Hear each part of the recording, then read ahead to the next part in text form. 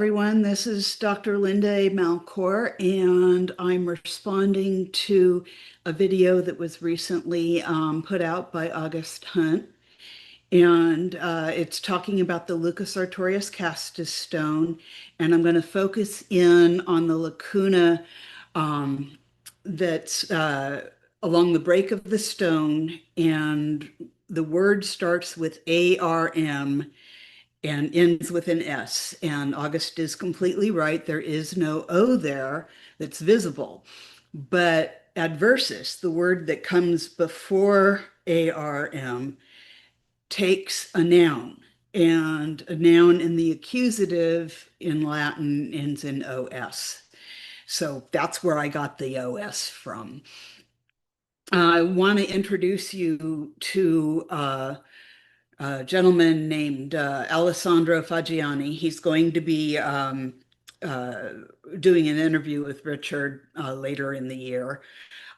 He's an engineer by trade and works with computers, drawing images, and he's the one who's been doing our reconstructions of the Castus tombstone.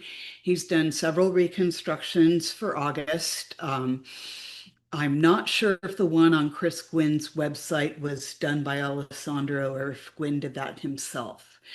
But August has sent suggestions to Alessandro. Alessandro has recreated the images using August's request, and the words don't fit.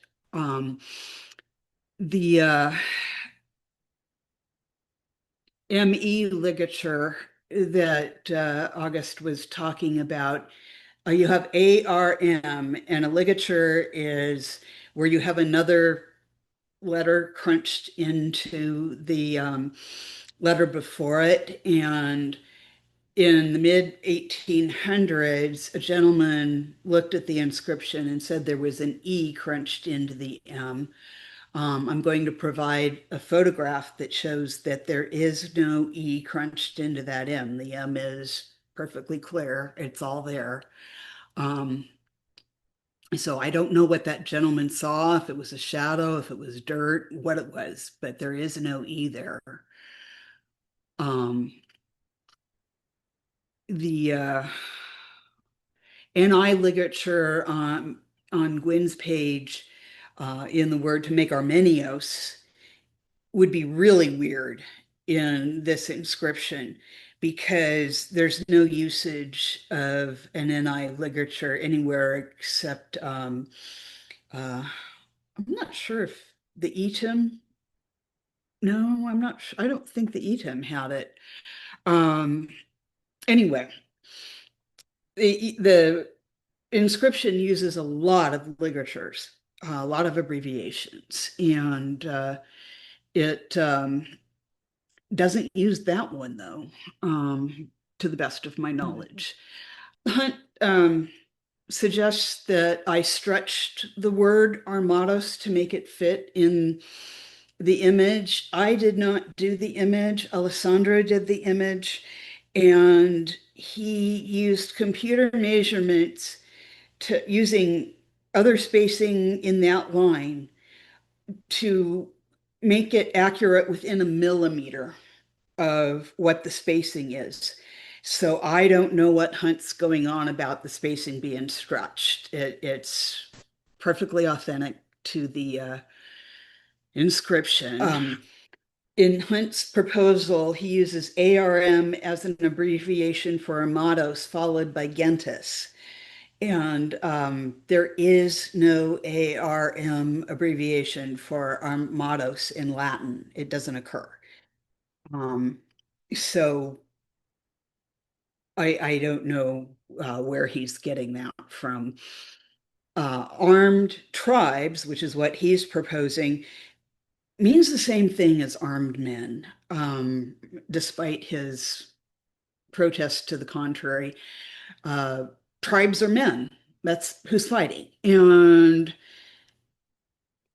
what you've got going on in Britain at that time is you've got soldiers fighting, you've got rebels, you've got deserters, you've got different Celtic tribes, you've got Caledonians, and it's a confederacy, so it's a bunch of tribes outside the Roman Empire that are invading. You've got a whole ton of different people, and you can't list them all on a stone, despite Hunt's protests to the contrary. He says you can make the stone bigger. No, they couldn't. It was a memorial stone on a tomb.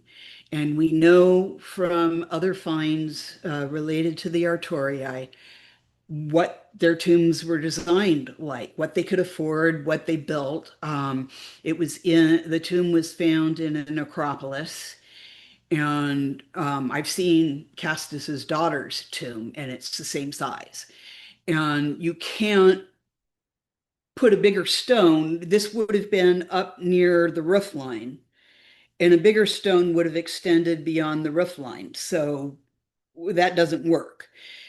And you can't make the inscription smaller because they're using an illusion where the top line is larger and it decreases in sizes toward you get to the bottom. So when you're standing on the ground in front of it, looking up, all the lines appear to be the same size. That's just one of the things Romans did in their inscriptions. Um, so it's we agree that Castus served in Britain, that he was a duke's. Probably, I'm not sure if August still agrees with me that Castus was the root of the Arthurian tradition or not.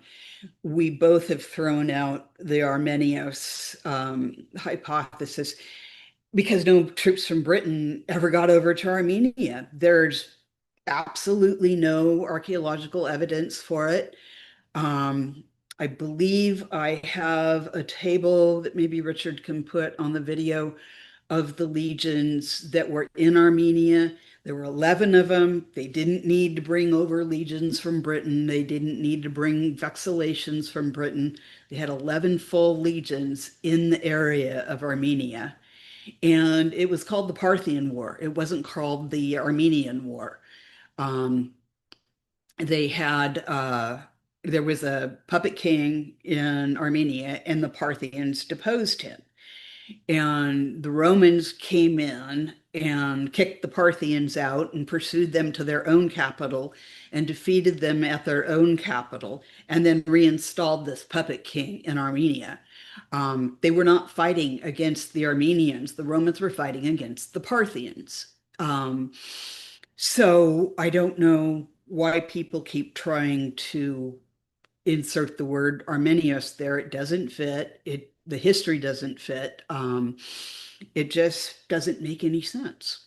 So I'm going to leave it there for today and keep this short and talk to you again soon. Bye.